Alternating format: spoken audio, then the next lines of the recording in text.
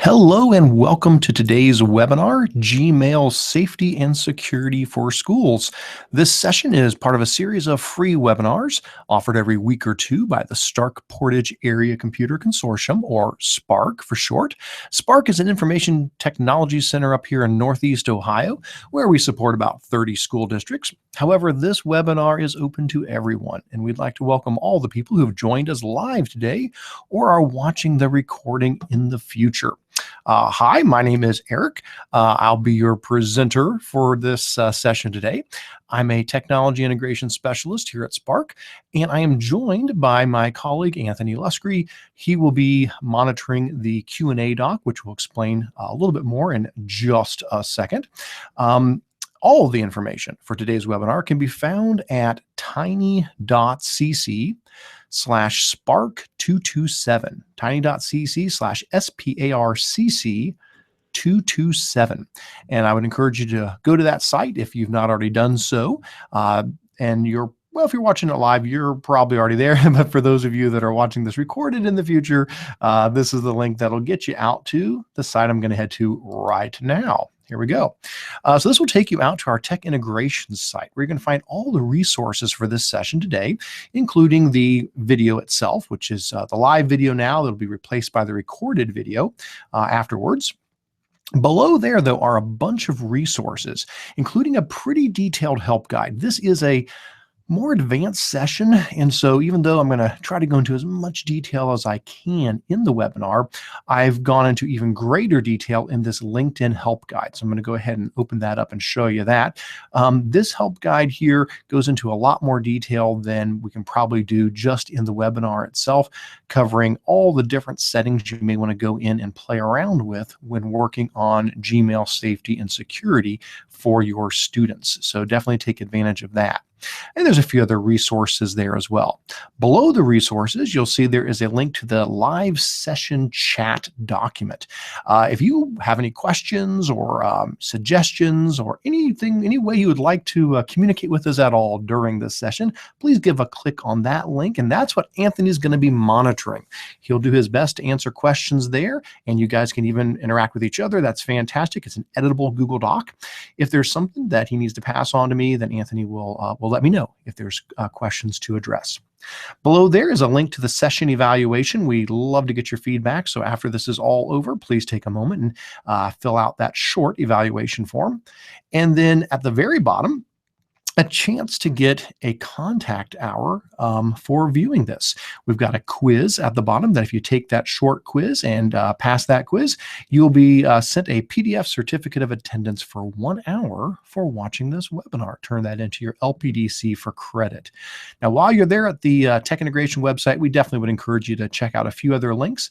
We've got our PD schedule at the top that shows all of our upcoming webinars and other trainings. We have our recorded trainings, which show all of our past webinars, and this is really growing quite a lot by now. We've also got a link here to our newsletter. You can sign up for that. It's about every month we send out an e-newsletter, an email newsletter, showing the latest upcoming webinars, past recorded webinars, any news, blog posts, resources, and so forth. And finally, there's a link there to contact us if you'd like to get in touch with Anthony or myself. Fantastic. Okay, well, let's go ahead and we'll get back to our session here for today. All right. So what are we going to be doing here in this session today? Well, our agenda is we're going to talk about a lot of different tools and features inside of Google Apps to help provide Gmail safety and security specifically for your students. So you'll see we'll be talking about organizations and naming users and basic settings, bad word lists, blocking email to other domains, more advanced content compliance examples. We'll be talking about Google Vault and probably a number of other things that will sprinkle in there. All right. The prerequisites for this session, well, This one's a little bit different than a lot of the webinars we've done. For this one, you do need to be an administrator for your Google Apps domain. The things we're getting into is something that a traditional user would not have access to. So you do have to have Google Apps administrative access for your domain, and of course be able to get into the admin console. So fair warning, this is an advanced training and does require that you be an administrator to be able to go in and do the things we're going to be looking at. So let's start off with, what is Gmail safety? What are we talking about when we mention that?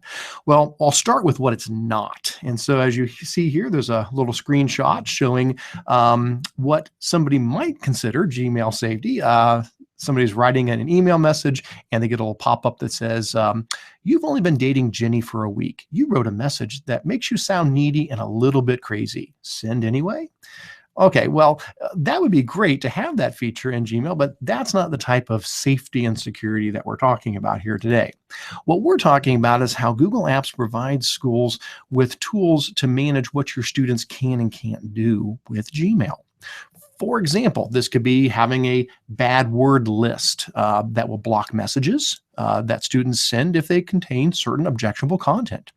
It could also be to control which domains, if any, students are allowed to send to and receive from. Maybe you don't want them sending email outside of your school. That's a possibility. Other things might be restricting students from sending email to email groups, like if you have listservs. Don't want them spamming those, perhaps. You may even want to restrict students from sending email to certain grade levels. Maybe the high schoolers can email other high schoolers, but you don't want them emailing the elementary students, for example, and many more. So those are the sort of things we're going to be looking at when we talk about Gmail safety and security. All right, well, let's get on with the session. We're going to dive into that, and let's go ahead and begin. All right, so before we actually start changing anything in our settings, I want to show you just a couple of quick things. And one is, I have a user that I have created just for this session. I'm going to pull this user up real quick. This is just a generic student account. And I want to show you, first of all, that I haven't done really anything to the account yet. Now I'm going to start making changes as we go through this session. And as I do, then we'll start to see those changes applied to the account. So this is the generic student account that I created. And what I'm going to do is I'm going to go ahead and show that right now, if I want to, I can send messages pretty much anywhere. Again, there's no restrictions on there yet. So if I came here, and again, I'm just in Gmail for this test user, which I don't know if you can read the name up at the top. Her name is Sarah. This is Sarah Bellum. She's a very smart student. Yes, the jokes don't get much better than that. All right, so here we go. We're going to send some test messages and just show you that it is working at the moment. So for example, if I wanted to send a message outside of my domain, I could send a message to, for example, my personal Gmail account. So this is Sarah Bellum, our test student, sending a test message. And we'll just go ahead and send that out to my personal Gmail account, click send, and whoosh, it goes. No problem at all. It's not going to bounce back. We're not going to get any sort of errors. At the same time, if I want to send a message internally, so if I want to send something to my Eric Curts at apps.spark.org address, so we're sending internally here, go ahead and just send out a test message as well. No problem there. I also created a test student who's a high schooler. Sarah Bellum is set up as a 5th grade student, actually. And then I've got a high schooler. And the high schooler is Jim Shorts. So there he is. There's Jim Shorts. And right now, if we want to send a message to Jim, no problem at all. Sarah can also send to him. So there you go. I mean, and the email account's functioning perfectly normal. No strangeness there. Not getting any bounce backs or any blocks. Okay, so that's the account that we're going to be playing around with here as we get into this today. All right. Let's keep going then. All right, so what we need to start with is talking about getting into our admin console and then starting to go into some of these different settings that we want to talk about. So I'm going to go ahead and pull up my admin console here, and that's just at admin.google.com. Admin.google.com, that's the admin console. And once I get there, excellent, there we go. We're going to be taking a look at a couple of different sections here on things that we're going to want to tweak. Now, the first thing, as you see in the slideshow, is we want to talk about having our users in the appropriate organizations. So if you want to control what your students can and can't do, you have to put them into organizations in your admin console that allows you to apply rules to just that organization. I mean, here's what I mean. If everybody was in the same organization, then the students and the staff would all get the same rules applied to them. Well, what we can do inside of the Google Admin Console is we can click on the Users section here in the Admin Console, and you see that it gives us over here on the left-hand side all of these different organizations. And of course, you can create new organizations as well. Now, you'll notice that I have created, for example, an organization called Students. So if I scroll on down to Students and I open that up, you'll see that inside of the Students organization, I've got an elementary organization, I've got a high school organization, and a middle school organization inside of there. And then if I expand those out, inside of elementary, I've got grades K through 5, inside of high school, 9 through 10, and middle school, 6 through 7 or 6 through 8. Now, you may not name them that. I've seen a lot of schools will actually name these by graduation year. That makes a lot of sense because from year to year, the kids change grades, but they don't change graduation years. And so it's a little bit easier just to keep them already in the same organization without having to rename them or move them. But it's up to you. It's however you like to organize that. If you go to grade 5, you'll notice that's where Cerebellum is. So if I go to Students, Elementary, grade 5, there she is. And if I go to the high school, grade 12, there's where Jim Shorts is. The idea being that because I've got these broken out into these different groups, later when we start creating rules and filters and things like that, we can apply those at the organization level. So if all of your students are just in a group called Students, well, then whatever you do to one, you're going to do to all the other students. Let's say you want rules that are different for the elementary versus the high school. Well, then you have to have different organizations. So basically what I'm saying is you create the structure that makes sense for you with the understanding that the more granular you make the tree over here on the side for your organization, the more granular you can be with applying rules later on. All right, so that's the first thing you want to consider as we're moving into this is make sure you're putting your users in the appropriate organizations inside of Google Apps. Okay, and then the next thing, and this is again, we haven't done any settings yet. We're not really changing anything yet. The next thing is it's really great if when you name your users, if you can name your students and staff with some sort of a different format. And as much as possible, it should be something that is predictable and that contains a lot of good information. So for example, a student email address could be their last name, the first initial of their first name, and then the last 2 digits of their graduation year, followed by your domain. Whereas a staff member might be first name dot last name at your domain. By having those different, by having them identifiable and different, again, that's going to make it a lot easier later when we start writing rules to be able to match. Because if everybody's got the same format, it's kind of hard to tell who's a student and who's a teacher. Sometimes organizations fix that, but not always. There are some rules that we have to write that really, if we can match based on the username, it makes it a lot easier. Now, if you've already created your students, then okay, well, it may be too late to make that change. But for folks that are still kind of thinking about going Google, and maybe this is part of your thought process, I want to make sure we can do everything we need to do with Gmail before we make that switch. This is a good thing to consider, is unique, different formats for your students versus your staff. And if possible, having the grad year in there can really go a long way to making it easy to tell who's a student and also what grade they're in just by looking at their email address. All right. Well, with that said, we're going to now go ahead and really get into the settings. We're going to start making some changes to our email settings. So what we're going to do is from the admin panel, we're going to go to Apps, then Google Apps, then Gmail, then User Settings. So let me pop back over to the admin console. And from the main page of the admin console, I'm going to go to Apps. There it is. And then after I go to Apps, I'm going to go to Google Apps. And after I go there, I'm going to see my core Google apps, including Gmail. Let's go ahead and open that up. And once I get inside of Gmail, you see there's a lot of different sections here. The one we care about is called user settings. So again, that's apps, then Google Apps, then Gmail, then user settings. And that'll take you into this screen here. All right. So now what we're getting is a screen where we can control a lot of Gmail features and functions. Down the right-hand side, you can see all these different things we can turn on and turn off, and add rules and add filters and tweak all kinds of stuff. On the left-hand side, look at that, there's our organizations. So here's the beauty of it. If I say I want to make a change that only affects students, well, guess what? On the left-hand side, I'm going to scroll down. I'm going to click on the students organization, and that's going to then bring up on the right-hand side settings that are just specific to my students. Now, if I wanted to go deeper, I could expand students and say, let's just have settings for the elementary. No problem. Click on elementary on the left. Now you're just editing the elementary settings. All right.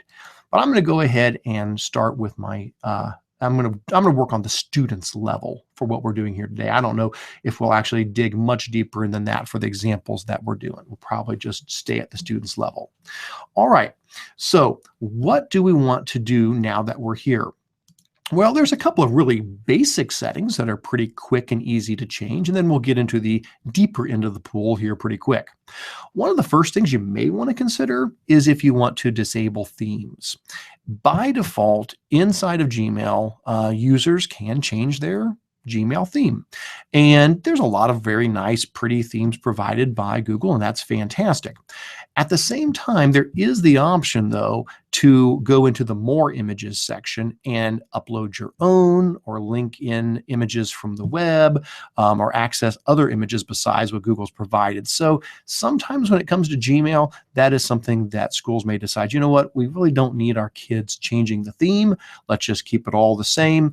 If you want to do that, that is going to be located very close, actually the very top, very, very top of the settings. So if I click on students here, the very first setting is themes. And you'll notice I've already unchecked it. And the reason I did it, it actually takes it a little while to take effect. So I did uncheck it before the session, so it would actually affect our test student here. Otherwise, it may not have enough time to do it.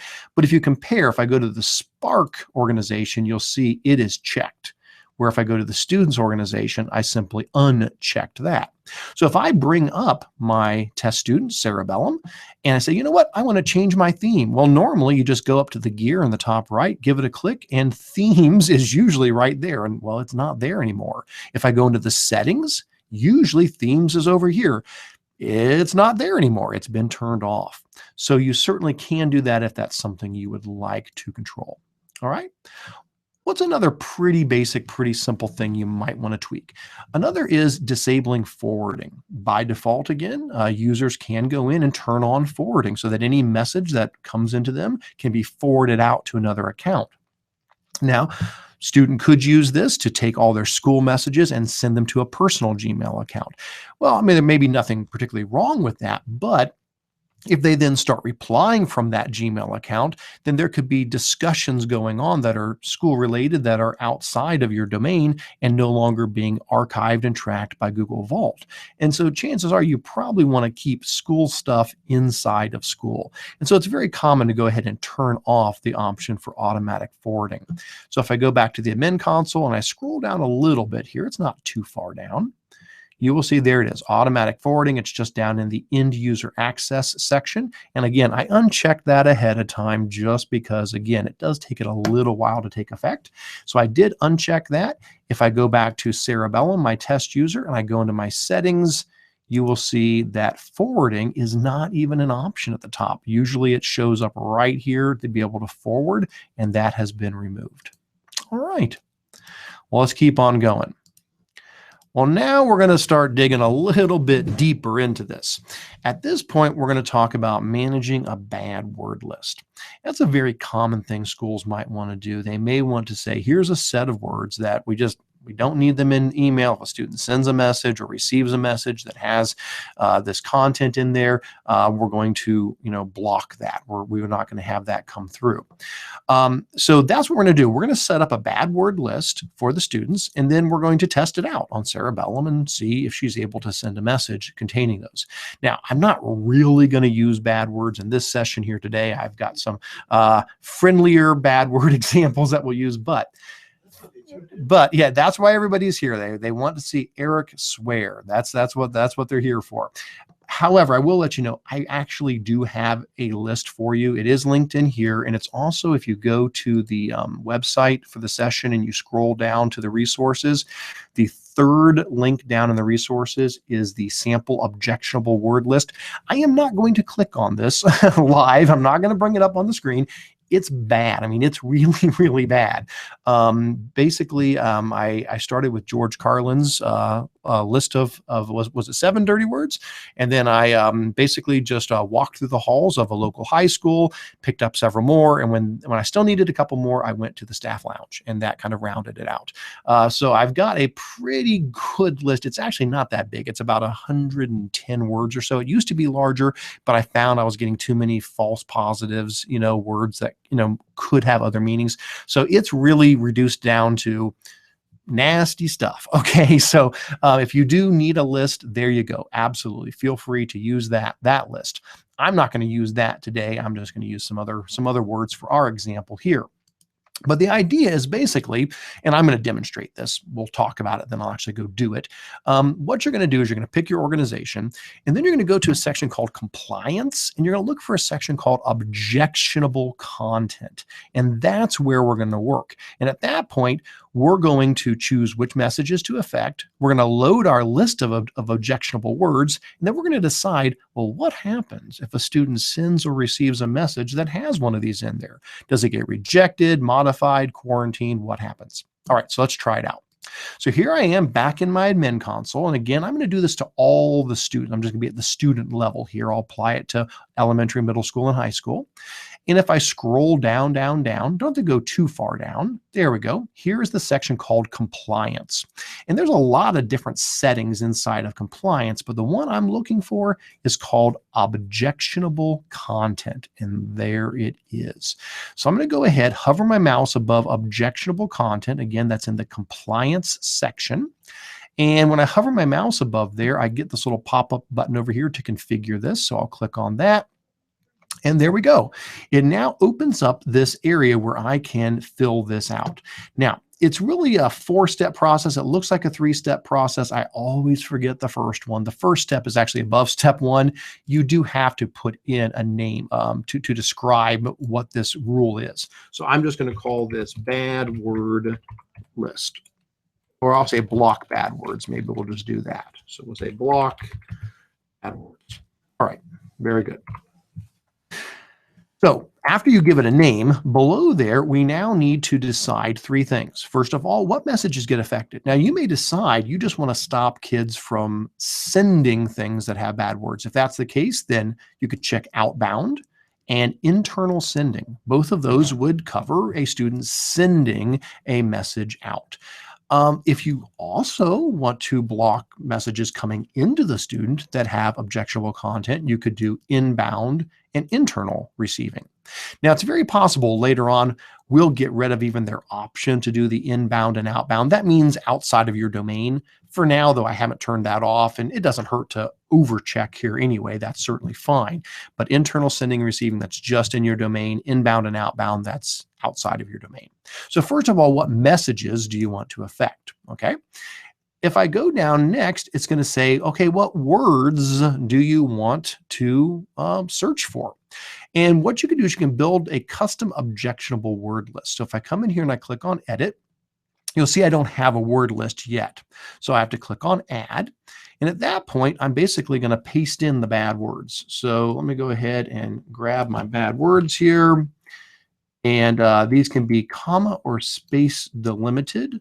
I think, well, no, I do have some spaces in there. Maybe we'll see how it comes through. We'll go ahead and copy paste it in. And there they are. And let's hit save. And yep, Looks like it worked. Oh, well, it split a couple of them up because I had spaces in there, but it's words like fiddlesticks and horsepucky and Jehoshaphat and things like that. So you can go ahead and paste in whatever list of words you want to put in. And again, you feel free to use the ones that I've got already put in there for you. And of course, you can then go in and edit or delete these. So for example, I didn't mean for horse and pucky to be separated. I guess I probably need to have commas between them. So I could delete pucky and I'll edit horse so that it says horse pucky. I'll fix that up. So we can all talk about horses. Oh no, it is only doing single words. That's right. I did forget about that. So we'll do horse pucky as a word. There we go. Excellent. Very good. So once you have created that objectionable word list, now the next thing to do as we head on down is to decide, well, what happens? What happens if a student sends or receives a message that has some of these objectionable words in there? Well, you got three options. You'll notice here they include modifying the message, rejecting the message, or quarantining the message. Now, if you modify the message, that means you could do things like change the subject, like put some brackets in front of it, with some sort of a warning or an alert or something like that in the subject. You could change the envelope recipient. That means who it goes to. So it wouldn't even go to the normal person that it's meant for. It would go to somebody else. Okay. Or you could do something like also deliver to, let it get delivered, but also send it to this other catch-all account, maybe a guidance counselor, a principal, or just an account you set up, abuse at blah, blah, blah, whatever your school is. And maybe that's catching all of those. So you can choose to modify the message. You could also choose to just flat out reject it. So it's just not going to get sent or received. You can also choose quarantine. And if you do that, basically what it does is it throws it into a quarantine that you can get to as a Google Apps administrator. And it basically sits in there for up to 30 days. Now, if you don't do anything in that time, it will get purged out. So you do have to check the quarantine every now and then. And when you go into the quarantine, you can then, again, approve messages or delete them or deal with them. But that's another option. I'm just going to say reject for what we're looking at here, because basically we're saying, these are words we don't want the kids using. So we are just going to say, we are just going to reject any message that has those words in there. All right. At that point, we're going to go ahead and come down and click Add Setting. And don't forget, you still have to click Save. And that's something we forget sometimes about. We're going to go ahead and come down here and click Save. And there we go. That has now been applied. So if I scroll down here to compliance, you'll see for objectionable content, I now have a block bad words rule that says if any of these 11 words get used, we are going to reject the message. Now, sometimes, again, it can take a little while to take effect. So we're going to try it out. Fingers crossed that it's enough time to make the difference. So let's see. Anybody who, and by the way, this does inherit downward. So anybody who's in the elementary or high school or middle school, they're inheriting these. So like if I go ahead and drill down to 5th grade, where cerebellum is at, you'll notice that when I scroll down to objectionable content, it says inherited. It already has that. It grabs it from above. Now you can override that, but it inherits it by default. So let's go ahead and try this out. Let's go back to Sarah. And let's say Sarah wants to send a message. We'll let her send a message to me. And we'll just have this be test 2. And we'll throw in one of these objectionable words. We'll have her say something like, we'll throw in fiddlesticks. So apologize for saying that live on air here, but we'll see if she can get away with saying fiddlesticks. Now, hopefully, again, it's been enough time that this rule has gone down. Let's click send. And boom, right there, it stopped us. Error. Sorry, a policy is in place that prevents your message from being sent. Please contact your administrator. Now, we could have edited that too. When we were setting up the rule, there was a spot there at the very bottom where we could have put in a custom rejection message saying this violates the student acceptable use policy for inappropriate content or something like that. But you notice it doesn't even send. I mean, it just stops dead in its tracks right there. And so that's how objectionable content works. Now, might a student just spell something differently? Yes, absolutely. I mean, trust me, kids will always find, humans will always find a way. We'll always find a way to get around things. But at least you're doing your part to say, listen, we've got an objectionable, content filter in place. So, we are trying to be responsible with that. All right. All right. So Sarah's going to have to just to discard that draft. She's not going to be able to send the message as it is. All right. Let's keep on going. And Anthony, stop me at any point if we have questions that we need to dig a little deeper into. All right. So that's managing a bad word list. What about other common things we like to get in and tweak? Well, one common one is blocking email to other domains. So many times when schools are looking at using Gmail with their students, they're like, oh, this is great. It's very important. We want our kids to learn how to use Gmail. I mean, you need, it's an important tech skill. Students need to know how to communicate. It's one of the 4 C's: communication, collaboration, critical thinking, creativity. Students need to know how to communicate, and they need to know how to communicate electronically. It's good for them to be doing this. But schools may say, yeah, but we want to keep it a little more siloed. We want to make sure that while they're learning how to use Gmail appropriately, that it's not going out to the whole world. We want to at least just keep it within our school system. And that makes sense. That certainly is fine. Many times we'll see schools with high school, maybe they change that setting and they allow high schoolers to email out, but maybe elementary kids not. So we've kind of seen that all over the board. Well, the point is Google gives you that ability. If you want to say you can only send to a certain domain or only within your domain. All right. So how does that work? So again, we're going to be in the compliance section, but this time we're looking for one called restrict delivery. That's the thing we're looking for this time. And once we find restrict delivery, we're going to go in and we're going to add some approved domains. And then, of course, we can add a rejection message if we want. And then we will also check a box to bypass for internal messages, because we need to make sure we can talk inside of Google Apps to each other. So let me show you that one. So we'll pop back over here. We're still on students, and we need to go down to the compliance section again. There it is. There's the one we already did earlier. There's objectionable content. If we look a little further down, there it is, restrict delivery. Restrict the domains that your users are allowed to exchange email with. So let's go in and click on configure. And at that point, remember, you got to give it a name. I always forget that. I set everything up and hit add setting and it yells at me. So we'll say block to other domains. You can call it whatever you want. It's your rule. And then below there, it says add addresses or domains that you want to allow. Okay, now we don't have any in here yet, so we'll click the use existing or create a new one. We don't have any, so we'll go ahead and hit that we want to create. We've got to give it a name. And we're going to say, you know what, we're only allowed to email within Spark. We're going to say for the students, they can just email inside of our Spark domain, and that's it. So I'll call the list Spark. I'll hit create. And I got timed out. It happens. We'll jump right back into that. Any of us who work in the admin console, we are not surprised that this timing out does happen. So you get used to it. So go back to apps, Google Apps, Gmail. It shouldn't take but a moment. Get back to user settings. Happens every day at some point. Scroll on down to students and get back down to compliance and restrict delivery. Excellent. We didn't lose too much time there. That's good.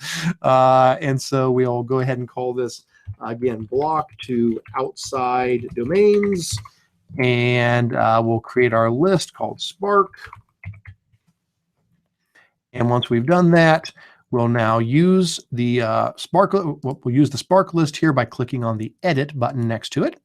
And basically, inside of the Spark list, we can now add domains. Now notice, I have seen people struggle with this before. You have to name your list, and then after you name your list, then you have to click on edit next to it to add the domains you want to allow. I've sometimes seen people when they go to name the list, they thought that's where the domain went, like they would type the domain in there and they never would actually add anything to it. It is a two-step process. You're creating a list, and you can create as many of them as you want, but you're creating a list, and then after you create the list, you're clicking edit next to it, and then you're clicking the add button, and now you're adding the domains in. So if I add in apps.spark.org and I hit save, I'm basically saying students can send and receive to our domain. Now, you can add other domains. Maybe there's a school that you guys work with a lot, and you want your kids to be able to email the kids from that other school. That's certainly fine, or you want them to be able to get email from a particular web service. Maybe they're doing Prezi, and when they sign up for accounts, they have to be able to receive an email from Prezi.com that says, please click here to activate your account. Well, if they can't send or receive messages outside of the domain, they'll never get that Prezi activation email. So you may have to add other domains here to allow that communication to exist. All right, but for here, we're just going to say just apps.spark.org. Below there, I can now add a default rejection notice if I want to. Otherwise, I can just, that's optional. I can just leave it as it is. And then, of course, at the bottom, like we said, make sure you check bypass for internal messages because you are wanting to make sure you can communicate within your domain. And that's it. Go ahead and click Add Setting. And don't forget to save. That just creates it. Come down to the bottom, hit Save. And we're going to test this out. We're going to see if it worked. So we've now gone to students, and inside of students, we've got the content compliance, and we've restricted delivery to anything but Spark domains. So if I bring Cerebellum back up again and I go to compose a message, she should no longer be able to send to my Gmail account. Hopefully, let's make sure that, it does take a little bit of time for it to trickle down through there. We'll just do a test 3 here. And so if I go to send this to ericcurts@gmail.com and hit send, sorry, a policy is in place that prevents your message from being sent. Please contact your administrator. And again, I could have edited that error message if I wanted to. Now, she can still send internally. So if I say, no, I guess I'm just going to send it to eric.curts@apps.spark.org, and I hit send, whoosh, that's going to go through just fine. All right. All right. Good stuff. So where does that bring us up to? Well, that brings us up to what we call advanced rules. So fair warning, we are going into the deep end of the pool now. Make sure we all have our flotation devices with us here. Those are the easy settings. Those are the things where basically you go in, you turn the setting on, you throw some bad words in, or you add domains that are okay. Very, very straightforward. The problem is that doesn't always do what you need. There are some things you want to accomplish that there's not really just a simple click this to turn it on option. And so what Google did is they built in something called content compliance.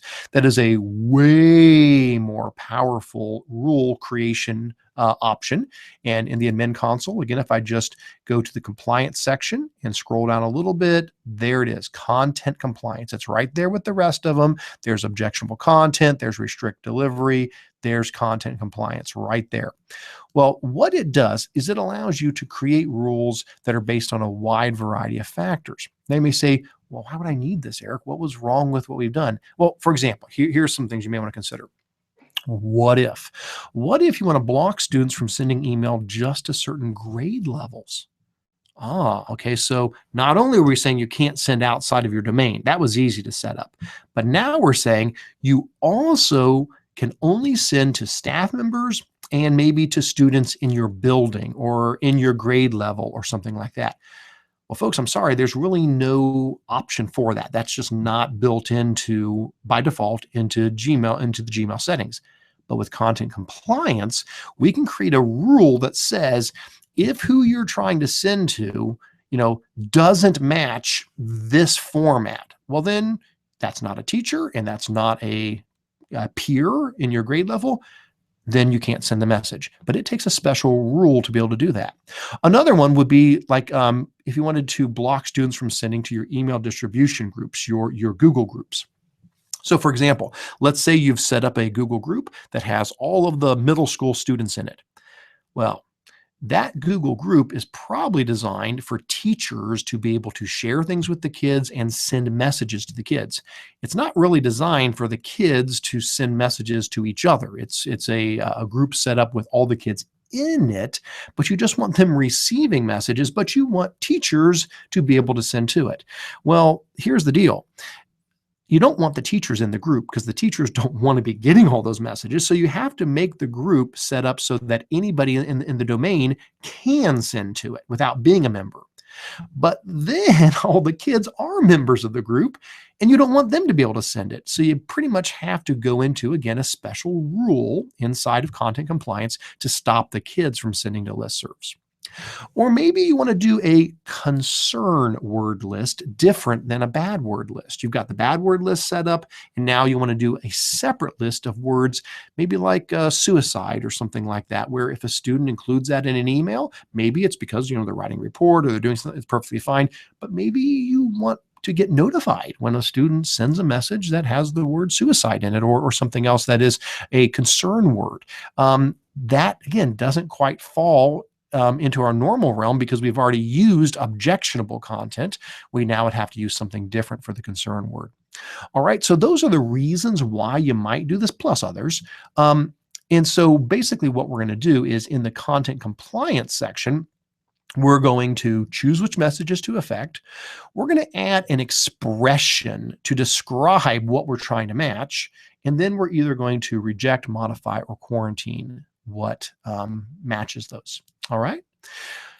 Okay. Fair warning. Like I said, this is the deep end of the pool. A lot of this takes advantage of what is called regular expressions. Now, regular expressions, this is a special code that is used to make sophisticated matches. Now, I've put some links into the slideshow, but they're also in the handout. So if you go to the handout and you go to the section on regular expressions, hold on, there we go. Looks like it's page 6. I do have links to Google's guidelines for using regular expressions. There's a page all about that.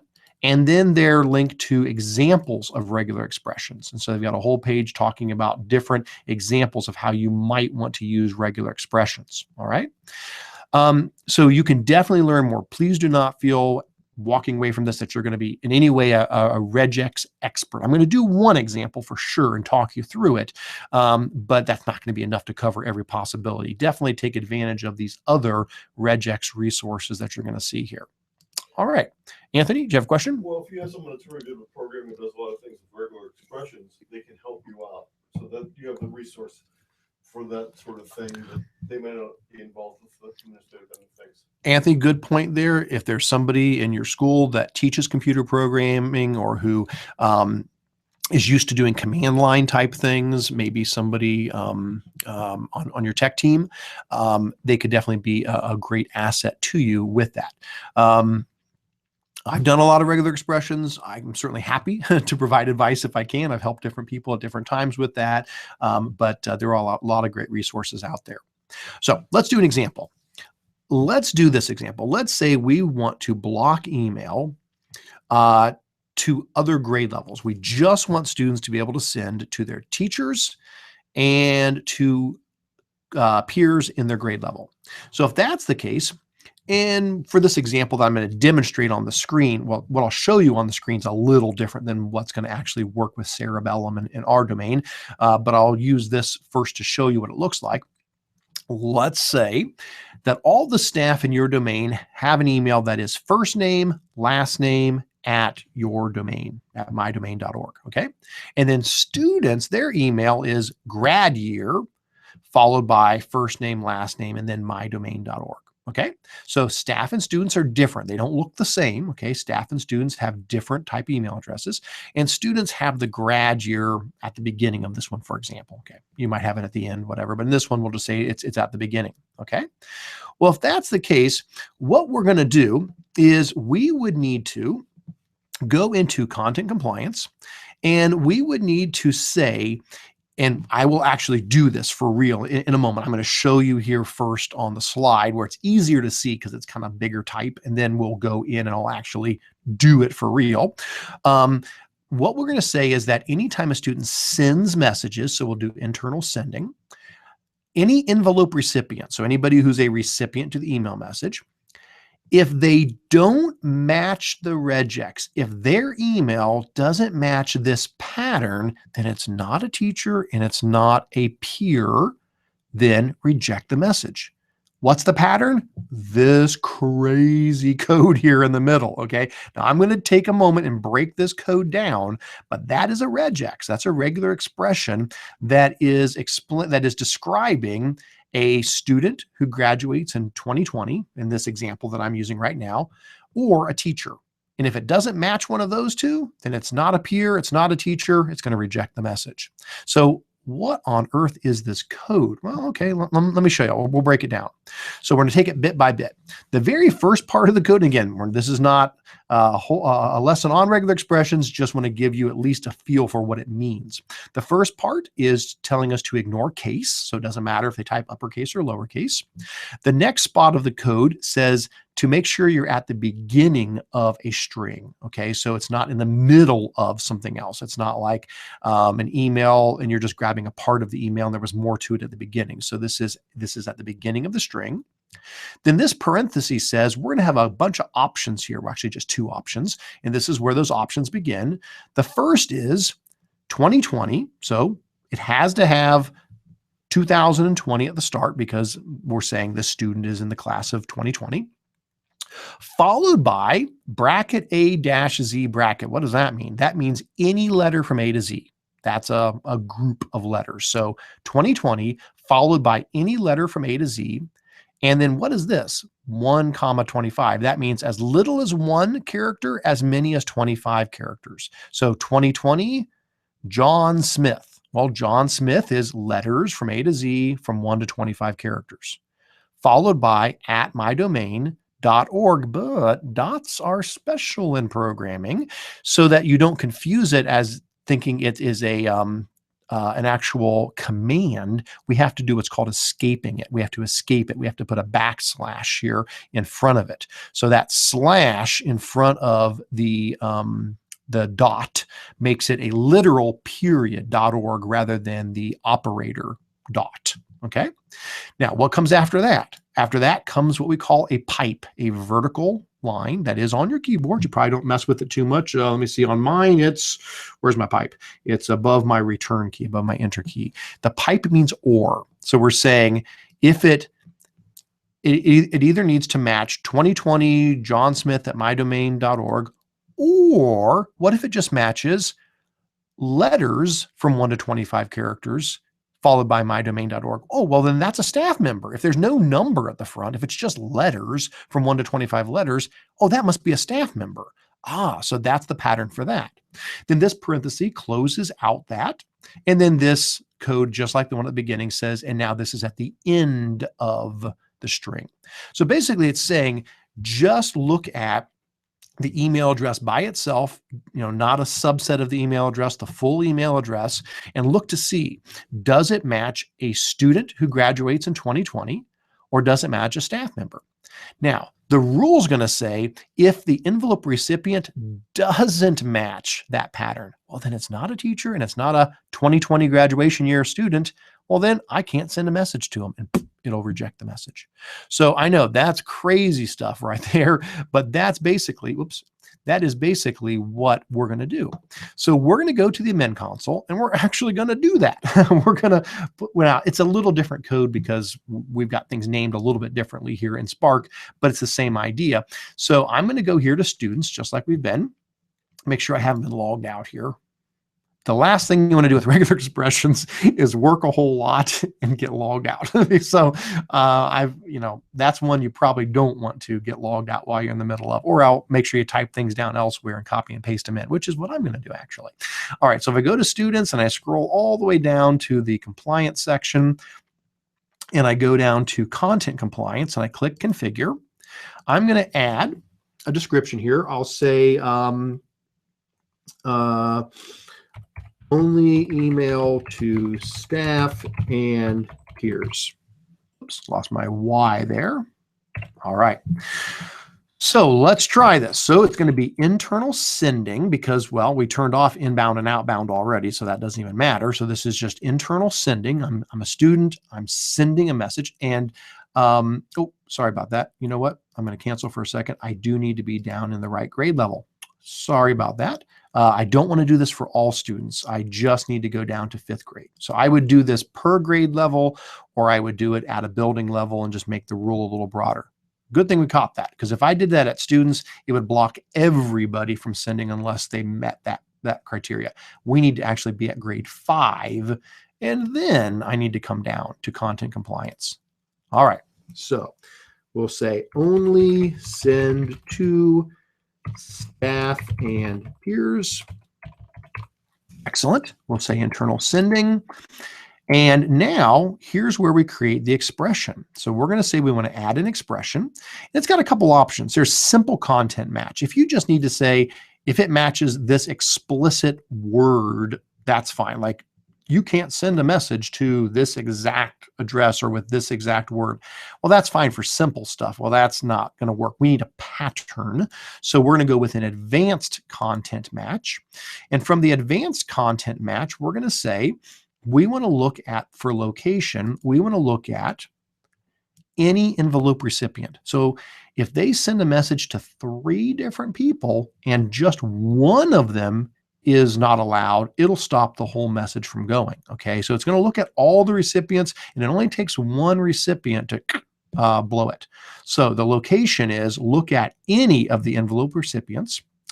And the match type is we're going to say, because it could be like if it starts with this or ends with that or contains this or whatever, we're going to say if it does not match the regex. So if any envelope recipient doesn't match the pattern we're going to throw in here, then we're going to reject the message. All right. So what's the pattern? Well, it is a little bit different, but it's similar enough you'll recognize it. Let me copy and paste it in. Blurf, there it is. This just has Spark instead of my domain, and we've got a little bit of a different formatting to how we've got our names. We've got dots in between our first and last name and things like that. But basically what I'm saying is Cerebellum, she graduates in 2023. So basically I'm saying as long as you're sending it to somebody who's got letters followed by the number 23 for her grad year, followed by apps.spark.org, or letters followed by a dot, followed by letters, first name dot last name at apps.spark.org.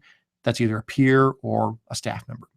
Now, here's the awesome thing about regexes, or at least I should say what you do here in Google Apps. Once you put that regex in, there's this link that says test expression. This is the sanity saver. Basically, you can come down here and start typing in example email addresses or example words to see if your regex works. So for example, if I said, oh, let's try to send a message to eric.curts@apps.spark.org. As soon as I hit the G, watch what happens. Right now it says no match because I've not matched it yet. As soon as I hit the G, boom, match. Eric.Curts@apps.spark.org is a match to that. Letters followed by a dot, followed by letters, followed by @apps.spark.org.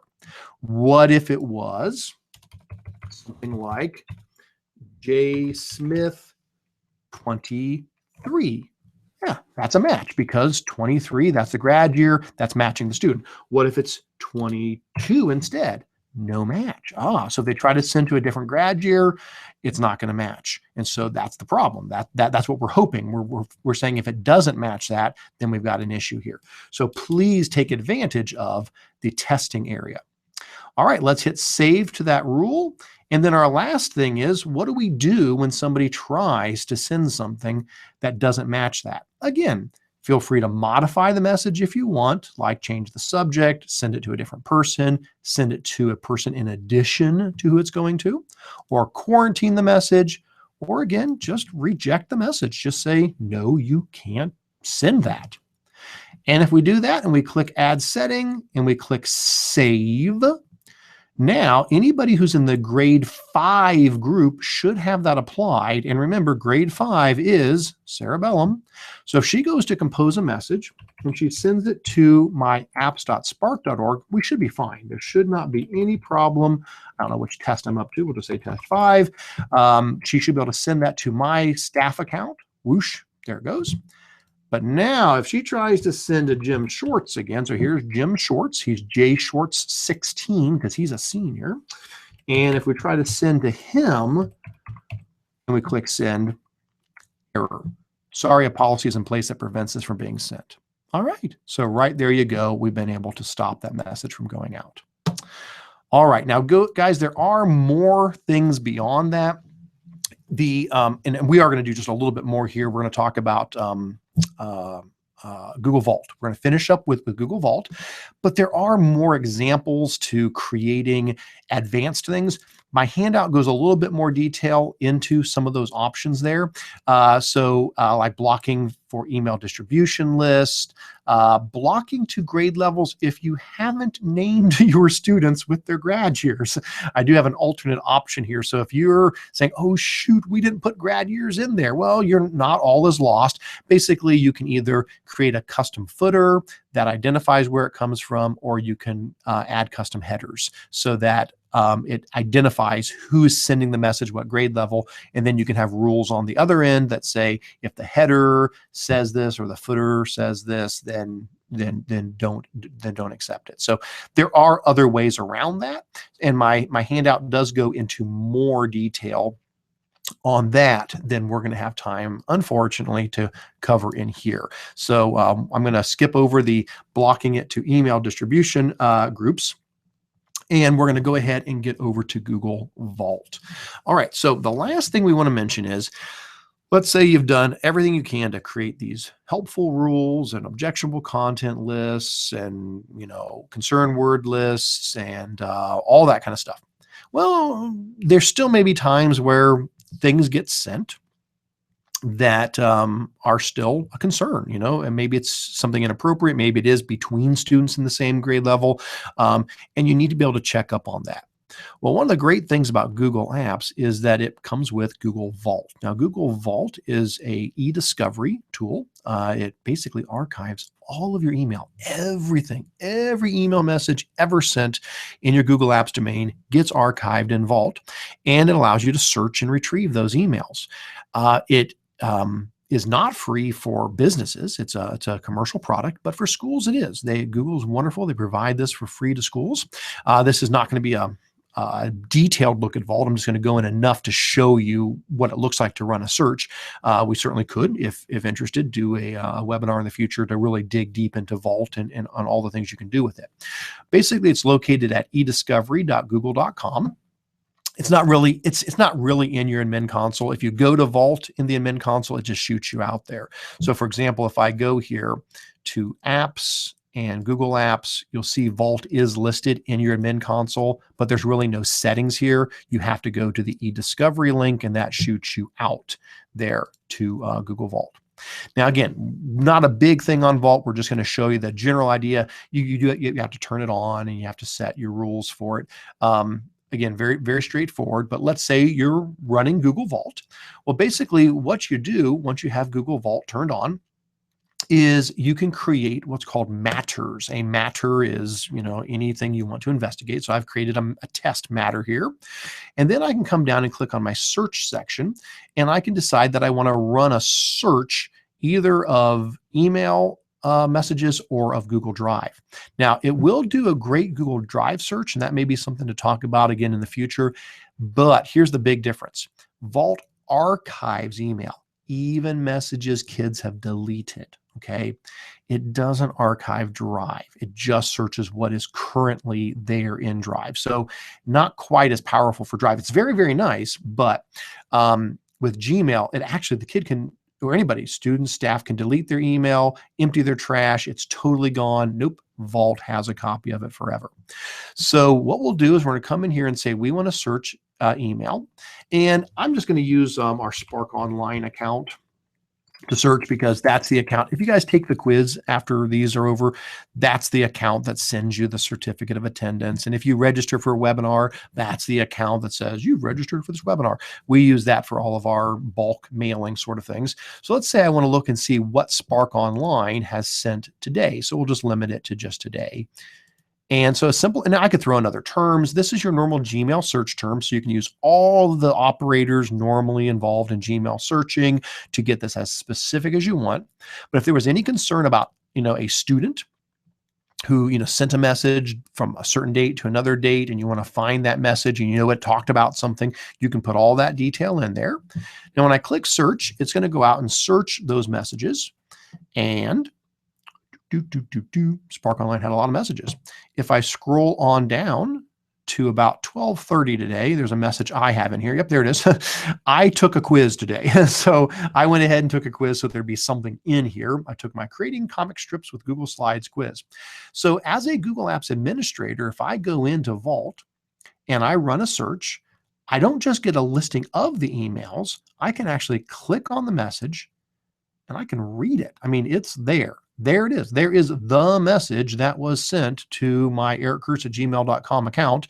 Congratulations on passing the quiz. And the attachment, I can even click on view and I can view the attachment. I'll actually open it up and I can see, hey, there's my certificate. Yay, I did a good job. Okay. So Vault is going to let you, when the rules maybe don't work as thoroughly as you need them to, and you need to investigate something further, Google Vault is a great tool to be able to go in and run those searches and find those things, print them out, collect those messages as need be. All right. Well, we're going to start wrapping this up. And before I do my wrap up, Anthony, did you have any questions or I comments? just want to mention a couple things. Make sure your acceptable use policy reflects the fact that you have Vault available and that you're using Vault. I think it goes a long way to helping you out in the long term.